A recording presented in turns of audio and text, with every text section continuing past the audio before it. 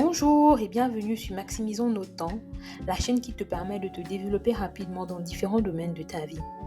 Ici, on parle de confiance en soi, de l'impact que peut avoir le regard des autres sur nous, de relations professionnelles, mais aussi de prise de parole, de gestion de la colère, d'être différent et savoir s'affirmer, d'hypersensibilité, de gestion du temps, de sport, de rééquilibrage alimentaire et même d'entrepreneuriat.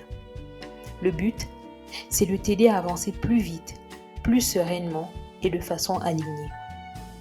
Aujourd'hui, on va parler d'un thème qui touche énormément de personnes, mais qu'on a souvent du mal à nommer.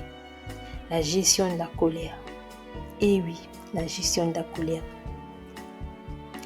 Et si je te disais que la colère n'est pas ton ennemi, que ce feu qui brûle en toi peut aussi éclairer ton chemin.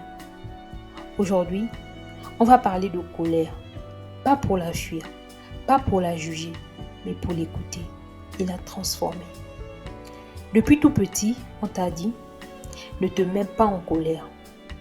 Tu as appris à la cacher, à l'étouffer, ou pire, à t'en vouloir de la ressentir. Pourtant, la colère est une émotion naturelle, aussi légitime que la joie ou la tristesse. Elle n'est pas mauvaise en soi. Elle t'indique qu'une limite a été franchie, qu'un besoin profond n'est pas respecté. La colère n'arrive jamais seule. Elle cache souvent une blessure, une injustice, une peur, parfois même un sentiment d'abandon. Tu t'emportes? Peut-être parce que tu ne te sens pas entendu. Tu cries? Peut-être parce que tu n'arrives pas à dire non. La colère est un messager. Elle te parle. Elle te dit quelque chose en toi mérite d'être regardé.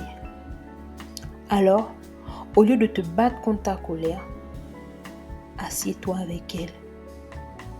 Respire. Demande-lui ce qu'elle essaie de te dire. Ce n'est pas la colère qui est dangereuse. C'est ce qu'on en fait. Soit tu l'exploses sur les autres, soit tu l'imploses contre toi-même. Soit tu apprends à la canaliser. Voici 3 clés simples. 1. Reconnaître. Je suis en colère et c'est OK. 2. Comprendre. Pourquoi? Quelle valeur est blessée? Quel besoin est nié?